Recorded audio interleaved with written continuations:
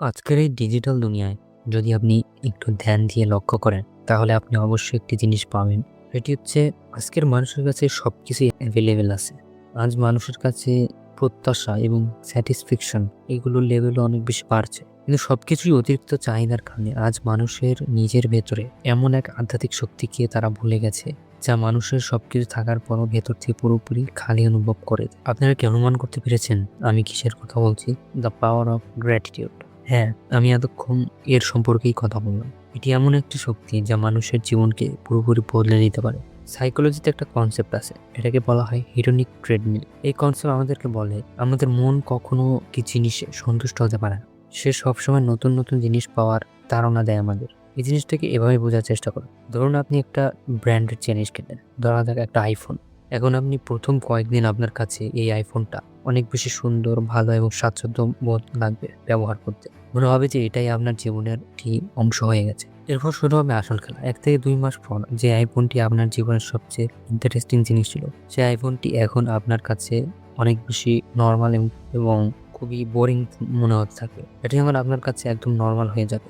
এবার আপনার মন এতে সন্তুষ্ট হতে পারবে না। আপনার মন এখন অন্য কিছু চাইবে। আর এইভাবে এই ট্র্যাপ আপনাকে এই হিডনিক ট্রেডমিলের লুপ আটকে ফেলবে। আপনি আপনার মনকে যতই এক্সপেন্সিভ জিনিস দেন না কেন, সে কখনোই সন্তুষ্ট হবে না। আর এই জন্যই আমাদের কাছে সবকিছু থাকার পরও আমরা কখনো সন্তুষ্ট হতে পারি না।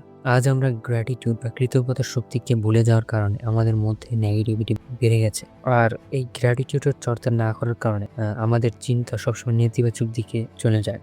আজ আমার দিনটা শুধু সমস্যাতেই পরিপূর্ণ ছিল। আমার জীবনে শুধু সমস্যায় লেগে থাকে। এ ধরনের কথা আমরা নিজেদেরকে প্রায়শই বলে থাকি। এখানে কৃতজ্ঞতা আপনাকে পজিটিভ এনার্জিতে ভাবার জন্য তাড়না দেয় এবং কৃতজ্ঞতাই একমাত্র মাধ্যম যেটা আপনার এই নেগেটিভ কথাকে আপনাকে মুক্ত রাখে। কোনো একটা জিনিসকে অনেকভাবে ভাবা যায়। সকল জিনিসের ভালো এবং মন্দ দিক থাকে। একই ঘটনাকে আপনি দুইভাবে দেখতে পারেন। যেমনটা আমি আপনাদের বললাম, এটাকে সাইকোলজিতে কগনিটিভ রিফ্রেমিং বলা হয়। আমাদের ব্রেন স্বাভাবিকভাবে নেগেটিভ জিনিস বেশি ধরে, কারণ এটা আমাদের সার্ভাইভাল মেকানিজম। এজন্য একটা খারাপ কথা 10টা ভালো কথার থেকে বেশি পাওয়ারফুল। আর যখন কোনো কিছুর জন্য আমরা কৃতজ্ঞ হই, নেগেটিভ জিনিসগুলো আমাদের প্রভাবিত করতে পারে না।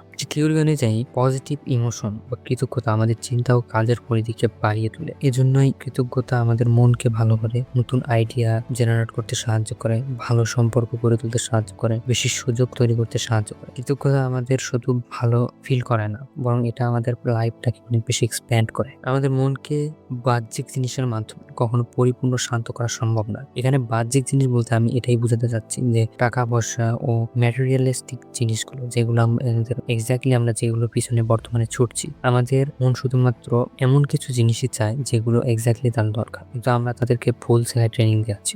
এখন জানা যাক যে আমাদের মন এক্স্যাক্টলি কোন জিনিসগুলো আমাদের কাছে চায়। প্রথম হলো জ্ঞান। জ্ঞানের একমাত্র মাধ্যম যেটা আমাদের মনকে জানতে, মনের পরিশুদ্ধতাকে বাড়াতে আমাদের অনেক বেশি সাহায্য করে। 3 নাম্বার হচ্ছে শান্তি এবং 3 নাম্বার হচ্ছে উদ্দেশ্য। এই 3টি জিনিস আপনি যখন নিজের লাইফে অ্যাড করতে পারেন, তখনই আপনার মন ধীরে ধীরে শান্ত হতে থাকবে। এছাড়া আর কোনো জিনিস এই ইউনিভার্সে নেই যা আমাদের মনের চাহিদা পূরণ করতে পারে। আজ আমরা আমাদের মনকে ভুল জিনিসে পরিপূর্ণ করে রেখেছি, যার ফলে আজ এ ধরনের সমস্যা আমাদের মধ্যে তৈরি হচ্ছে। আমাদের মনকে শান্ত করার পরিবর্তে আমরা বেশি দুঃখী করে দিই, কারণ মন শুধু ওয়ান্টিং এর পেছনে ছুটছে। এখন আমার মূল টপিকে ফিরে আসি। কৃতজ্ঞতা আমাদের সম্পর্কের উপরও অনেক বেশি প্রভাব ফেলে। যেমন কারো দ্বারা কোনো উপকার হলে অবশ্যই তাকে ধন্যবাদ জানানো, এই ছোট্ট কথাটাই সম্পর্কে অনেক বেশি শক্তিশালী করে তোলে। এক কথায় কৃতজ্ঞতা আমাদের শান্তি, খুশি, পজিটিভিটিতে পরিপূর্ণ করায়। তাই কৃতজ্ঞতার চর্চা করা আজ থেকে শুরু করুন।